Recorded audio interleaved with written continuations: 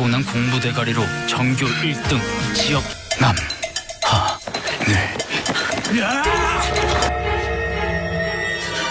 그러면은 리미트를 씌워보자고. 리미트를 씌우면은 자 오늘 수업은 별도 이쁘고. 야, 봐, 흥거워줘서 고맙다, 동창.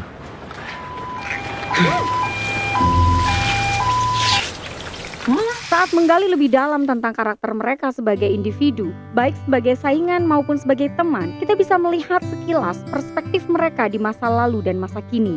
Jungwoo hampir seperti memiliki segalanya di masa SMA-nya dulu. Dia adalah anak yang cerdas, jago di bidang atletik, dan populer di antara teman-temannya. Tapi semua itu berubah ketika Hanul, sang anak pindahan, masuk ke kelas mereka. Setelah mengalami kekalahan pertamanya, Jungwoo bangkit kembali dan berusaha menyamai kecepatan Hanul yang gila harapan dan berekspektasi tinggi itu agar bisa menyalipnya. Tapi sayang sungguh disayang, Hanul malah mengalahkannya hingga pingsan. Saat ini, Jungwoo dan Hanul seolah sedang menghindari kontak mata karena masih teringat pada peristiwa tangisan mereka di malam sebelumnya. Hal itu seakan membuat mereka ingin merangkak sembunyi di bawah batu saja. Untungnya, atau sialnya ya, ada masalah yang lebih besar yang sedang mereka hadapi dan lebih menyita perhatian daripada mengingat sebuah pelukan yang saat ini membuat mereka merasa malu. 약속. 약속. 전두엽 단속 잘하고 술도 조심하고 서로 다치도 말자. 약속. 맞네. 그럼 나 잘 꺼질게.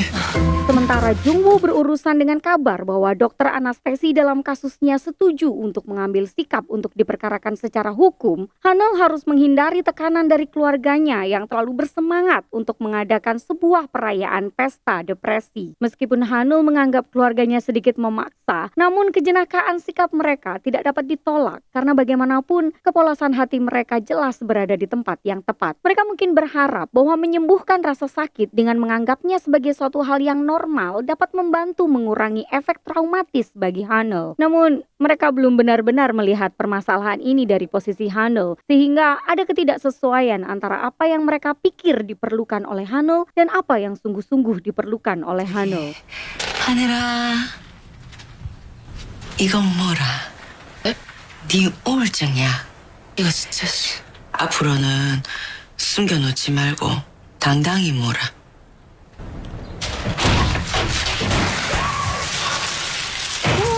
당신은 사랑받기 위해 태어. 잠시 접어두고 아싸리 기쁘게 질러고 준비해봤다. 하늘아, 이건 우울증에 좋은 붉은 살 생선. 왜들 저래? 왜 저렇게 극복하라고 난리들이야? Sebuah insiden akan semakin mendekatkan Jungwoo dan Hanul. Seorang pria mencurigakan yang selama ini telah menguntit Jungwoo memecahkan kaca jendela rumahnya saat dia pergi. Dengan keadaan ini, Jungwoo terpaksa harus menginap di rumah Hanul dan menghabiskan waktu bersama yang membuat keduanya merasa nyaman. Untuk merayakan dimulainya waktu istirahatnya, Jungwoo bertanya apa yang Hanul suka lakukan untuk bersenang-senang. Dan dia mengatakan bahwa dia suka membaca artikel penelitian. Say what? Jungwoo menolak mentah-mentah jawaban Hanul dan mengambil inisiatif untuk mengajarinya tentang apa sih yang dimaksud dengan bermain. Jungwoo mengajak Hanul melakukan semua hal yang dia lewatkan saat SMA, mulai dari makan tteokbokki hingga bersenang-senang di arcade. Meskipun Hanul mengeluhkan rentetan kegiatan yang didaftar oleh Jungwoo, nyatanya dia akhirnya juga melakukan setiap kegiatan dengan penuh semangat. Pada momentum ini, sebenarnya mereka bukanlah dua orang dokter yang depresi dan gagal, melainkan mereka adalah dua remaja yang penuh keceriaan menjalani kehidupannya. 논문을 읽어. 왜? 나 논문 읽는 거 되게 좋아해. 딱 읽다 보면 스트레스도 풀리고 행복해지기도 하고. 먹고 노래방도 가고 싶었는데 꾹 참았다며. 끝없이 놀게 될까 봐. Ketika mereka kembali pada kenyataan, Hanul menyadari bahwa ia telah menyia-nyiakan masa mudanya. Namun, Jungwoo tidak menyetujuinya. Sebenarnya Hanul lebih menduga bahwa Jungwoo akan memintanya untuk bergembira seperti orang lain. Tetapi, Jungwoo justru mengejutkan Hanul dengan sebuah jawaban, "Karena kita sudah sedih, mari kita istirahat." Tindakan sederhana dan kalimat yang terasa janggal dari Jungwoo tersebut telah menyembuhkan Hanul dengan cara yang belum ia pahami. Malam itu sebelum tidur, Hanul pun berharap bahwa hari esoknya akan sebaik hari ini. ini. Akan tetapi, kehidupan tidak selalu berjalan mulus dan mengganggu masa pemulihan mereka dengan tantangan-tantangan baru. Bagi Hanel, tantangan itu adalah ketika atasannya yang korup memotong uang pesangonnya dengan tidak pernah mendaftarkannya sebagai karyawan tetap. Ketika ia meminta dukungan dari rekan-rekannya, mereka justru memintanya untuk berhenti memprovokasi atasannya. Sedangkan bagi Jungwoo, ahli anestesi yang juga merupakan saksi dalam tragedi yang dialaminya, tiba-tiba membatalkan janjinya untuk bersaksi di pengadilan. Dan berita itu tak ayal menyeret namanya semakin jatuh ke dalam spekulasi dan tuduhan-tuduhan rumor yang tidak berdasar. Akhirnya hari persidangan Jungwoo pun tiba. Sementara jaksa dalam pengadilan itu membombardirnya dengan beberapa tuduhan, Hanul menerobos masuk dan telah bersiap untuk menyelamatkannya. Hanul mengajukan sebuah amplop berisi bukti-bukti yang dapat mengubah keadaan Jungwoo. Namun hakim menolak dokumen-dokumen itu pada menit-menit terakhir persidangan. Hanul pun harus menerima bahwa dia bukanlah pahlawan penyelamat dalam persidangan Jungwoo. Di luar gedung pengadilan, Hanul melihat Jungwoo dikerumuni oleh para reporter. Representasi pandangan visual yang menunjukkan Jungwoo dikelilingi banyak orang, sedangkan Hanul sendirian mencerminkan gejolak batin mereka. Ketika melihat seseorang menabrak Hanul, Jungwoo segera memecah kerumunan itu dan bergegas ke sisinya. Saat dunia mereka bertumbukan menjadi satu, Jungwoo membawa Hanul pergi ke tempat di mana mereka bisa bersama berdua. Karena ingin membalas kebaikan Jungwoo, Hanul bermaksud mentraktirnya. Namun, Jungwoo menawarkan ajakannya untuk melihat matahari terbit. Mereka pun berkendara menuju pantai. Tetapi setelah mereka tiba di sana, langit justru dipenuhi oleh awan. Cuaca saat itu mengingatkan mereka pada nasib dalam kehidupan mereka sekarang. Namun, bahkan jika matahari tidak terbit hari ini, esok ia pasti akan terbit. Sambil mengulurkan tangan kepada Hanul, Jungwoo bertanya apakah ia ingin berteman. Bukan hanya sebagai teman sekelas, dan Hanul pun menyetujuinya. Cerita bergeser ke sudut pandang Hanul. Sebagaimana kehadiran Hanul telah mengubah hidup Jungwoo, Jungwoo juga telah mengubah hidup Hanul. Sebagai seorang anak, Hanul lebih suka belajar daripada menghabiskan waktu bersama temannya, dan ia benar-benar menikmatinya karena hal itu membuat ayahnya yang sedang sakit bisa tersenyum. Namun semakin ia berhasil, semakin besar ekspektasi yang tumbuh terhadap dirinya sendiri. Itulah mengapa selama di masa sekolahnya, ia hampir tidak pernah memiliki banyak teman, bahkan sampai sekarang. Dalam sebuah flashback, kita melihat akibat dari insiden pingsan mereka. Sementara ibu Hanul mengkhawatirkan kesehatan anaknya, ibu Jungwoo lebih peduli dengan nilai-nilai Jungwoo yang merosot. 나는 죄인이었고 멍청이었고 수많은 나날의 연속이었지만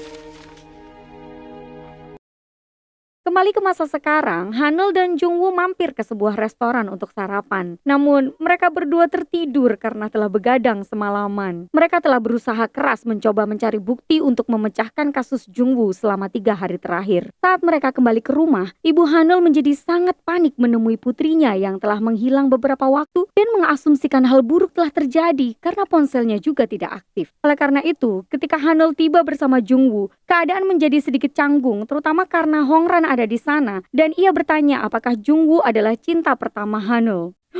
Oh my god. Komentar dari temannya yang salah informasi tersebut memicu serangkaian peristiwa aneh. Pertama dimulai dengan permintaan ibunya untuk menjodohkan Hanul dengan seorang pria dan mengatur suatu kencan buta. Sementara Hongran mencari-carikan pasangan bujangan yang memenuhi syarat, kabar itu sampai ke telinga Taeyong yang langsung membuatnya ternganga. Pelanggan terbarunya dan juga satu-satunya bernama Hongran, dan dia ingin memastikan bahwa dia adalah orang yang sama, sehingga harapannya menjadi tumbuh besar. Sementara itu Jungwoo tidak dapat menghilangkan pikiran bahwa dia adalah cinta pertama Hanul dari dalam kepalanya. Ketika Hanul memintanya untuk menemaninya pergi berbelanja, dia mencari-cari pakaian yang sesuai dan melengkapinya dengan topi agar tidak menarik perhatian yang tidak diinginkan demi Hanul. Akan tetapi, Hanul memintanya agar tidak usah repot-repot. Saat Hanul hendak mengambilnya, dia malah tersandung dan jatuh ke dalam pelukannya. Tentu saja, jiwa-jiwa yang tertekan ini hanya berdehem dan mengabaikan jantung mereka yang berdebar-debar. Selama perjalanan belanjanya, Hanul mencoba sebuah gaun dan Jungwoo menatapnya tanpa bisa berpaling. Hanul bertanya-tanya apakah Jungwoo masih malu karena peristiwa terjatuh tadi dan mengingat peristiwa serupa di masa sekolah dulu. Saat itu salah satu kipas angin di kelas rusak dan Hanul mencoba memperbaikinya, namun malah terjatuh dari mejanya. Jungwoo dengan sigap menangkap Hanul, tetapi saat itu dia segera menjatuhkannya ketika murid-murid lain menyoraki mereka. Akibatnya kedua pergelangan tangan Hanul mengalami cedera dan untuk menebusnya, Jungwoo mengambilkan catatan untuknya dan membawakan tas untuknya. Oh, so cute. Saat kenangan itu kembali kepadanya, Hanul akhirnya mengerti mengapa dia sangat mempercayai Jungwoo. Jungwoo mungkin kompetitif, tapi dia juga penyayang. Hanul kemudian mengatakan bahwa ada sesuatu yang ingin dia sampaikan kepada Jungwoo. Sementara hati Jungwoo menjadi semakin cemas dan berdebar-debar, Hanul justru memberitahunya bahwa dia akan dijadwalkan untuk melakukan kencan buta besok. Hanul juga menjelaskan bahwa Jungwoo bukan cinta pertama baginya, dan hati Jungwoo serupa bunga sakura yang berguguran di atasnya. Atas apa yang membuat Hanul cemas dan Jungwoo senang, kencan buta itu berlangsung sangat kacau karena Taeyong salah mengira bahwa Hanul adalah Hongran. Keadaan berubah dari sangat kacau menjadi lebih buruk ketika putri remaja Taeyong menerobos masuk ke dalam restoran dan mengkonfrontasi ayahnya yang telah bercerai itu dalam kencan butanya. 이 여자 누구야? 연애해? 소개팅. 뭐? 자랑이다. 뭐 누가 자랑이래? 아빠는 이혼하고 싶어서 했니? 야, 세상에 이게 무슨 일이냐?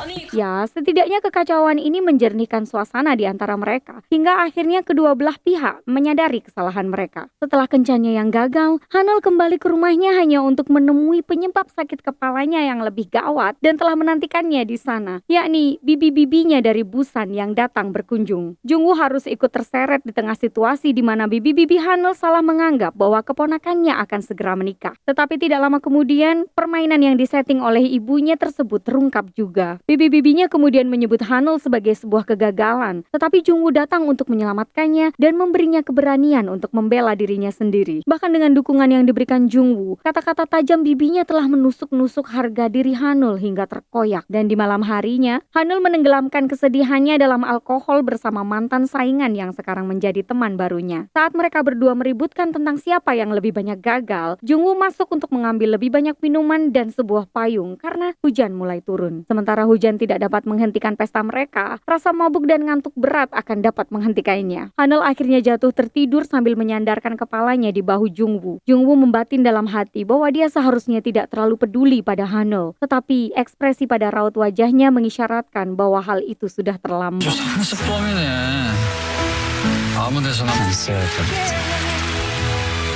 Pada pagi harinya, Hanul mendapat telepon panggilan kerja yang ia lamar saat sedang mabuk. Ia lantas segera menemui Jungwoo untuk meminta saran. Pekerjaan itu berada di luar kota yang jauh dari semua orang yang dia kenal. Jungwoo mengatakan pada Hanul untuk tidak merasa khawatir karena meyakini bahwa dia akan berhasil kemanapun dia pergi. Dorongan semangat dari Jungwoo adalah suatu hal yang perlu didengar oleh Hanul, dan dia pun siap berangkat untuk memulai babak baru dalam hidupnya. Sementara Hanul pergi menghadiri wawancara kerja, Jungwoo menemui seniornya Kyungmin, seorang dokter yang juga merupakan profesor di rumah sakit tempat Hanul bekerja dulu. Kyungmin berkomentar tentang betapa ia juga merasa bersalah terhadap keadaan Hanul. Meskipun begitu, ia juga tetap memberikan penilaian pedasnya terhadap karakter Hanul kepada direktur di rumah sakit baru tempat Hanul melakukan wawancara. Jungwoo kemudian mengkritiknya karena hanya menunjukkan kekurangan Hanul tanpa konteks yang jelas, dan tanpa penjelasan lebih lanjut, Jungwoo akhirnya bergegas keluar dari restoran. Saat Hanul tiba di rumah sakit yang ditujunya untuk wawancara kerja, ia menerima telepon yang menginformasikan bahwa wawancara tersebut dibatalkan karena mereka mendapati beberapa informasi tentang dirinya yang membuatnya tidak cocok untuk posisi yang mereka maksud. Hal pertama yang ia lakukan adalah meninggalkan pesan suara untuk Jungwoo dengan mengatakan padanya bahwa ia pasti menjalani nasib buruk dalam hidupnya. Namun tepat pada saat itu juga, Jungwoo muncul di sampingnya. Sebagaimana yang pernah dia katakan pada Jungwoo pada momen sedang memerlukan seseorang, Jungwoo membalasnya dengan rasa kenyamanan yang sama untuk Hanul dengan mengatakan bahwa ini semua bukan salahnya. Hanul dan Jungwoo yang saling memberikan dukungan kepada satu sama lain ini menyebarkan getaran positif dalam langkah-langkah mereka yang lambat namun terasa mantap ini. Kita seakan dapat merasakan perkembangan hubungan mereka yang beranjak secara bertahap dari sekedar teman sekelas, musuh dalam persaingan, tetangga, dan sekarang menjadi teman dekat yang setiap perkembangannya terasa berlapis-lapis dan memperkaya kisah perjalanan hidup mereka. Kisah ini mungkin adalah sebuah roman, tetapi hubungan di antara mereka akan lebih dari sekedar cinta. Maknanya lebih merupakan sesuatu tentang kepercayaan, harga diri, harapan, dan masih banyak lagi. Kedua jiwa yang kelelahan ini telah menemukan oase dalam diri satu sama lain. Tetapi pada saat yang sama, serial drama ini seolah ingin memberitahu bahwa pemulihan mental yang sebenarnya datang dari dalam diri dan bukan dari orang lain. Sebuah hubungan mungkin tidak akan menyembuhkan depresi, tetapi memiliki seseorang yang menemani kita dalam perjalanan panjang ini akan membuat perbedaan besar di dunia. Sentimen inilah yang membuat persahabatan Hanul dan Jungwoo yang baru saja dimulai terasa begitu indah. Karena pada akhirnya, ini bukan tentang apakah mereka akan bersama atau tidak, tetapi tentang bagaimana mereka saling membantu menemukan kembali diri mereka sendiri dan menyembuhkan sisi kanak-kanak dalam diri mereka di dalam prosesnya. Epilog episode 4 menunjukkan Kyungmin memegang pena yang terlihat mirip dengan pena yang tergeletak di bawah meja operasi Jungwoo. Jadi semua aura buruk yang ditampakkan Kyungmin pada episode yang lalu memang disengaja. Kyungmin terasa seperti salah satu dari orang-orang yang bertingkah ramah tetapi sedang menyembunyikan niatan mereka yang sebenarnya. Kata-kata Kyungmin tajam dan dimaksudkan untuk menyakiti pihak lain tanpa membuat dirinya menjadi orang jahat.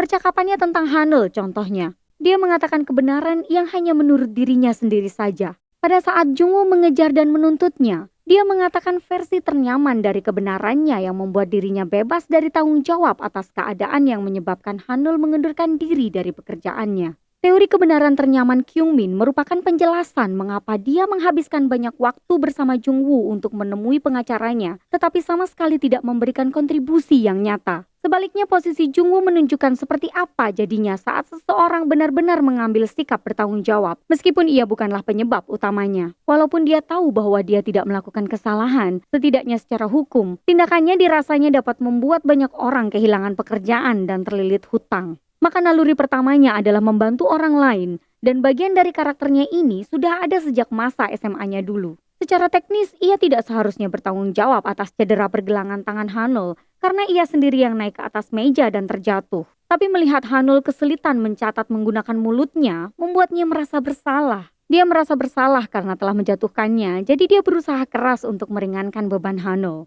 Sebenarnya sangat menyedihkan ketika mempertimbangkan fakta bahwa Jungwoo tidak pernah memiliki seseorang yang mendukungnya, bagaimana dia secara alami selalu mendukung orang lain. Itulah sebabnya dia dengan cepat tertarik pada Hanul. Hanul memiliki energi yang sangat cocok dengan Jungwoo dan seperti tidak bisa diragukan lagi bahwa mereka berdua ditakdirkan untuk bersama. Proses perkembangan hubungan di antara mereka yang memakan waktu lama ini menawarkan keasyikan tersendiri. Bagaimana tidak? Melihat mereka saling menyangkal namun juga saling merindukan adalah bagian terbaiknya. Oke, sampai di sini dulu ya. Cerita mereka akan kita lanjutkan di episode berikutnya. Jangan lupa untuk mendukung channel ini agar lebih berkembang lagi. Kamsahamnida. Annyeong. 누군가는 목숨을 잃어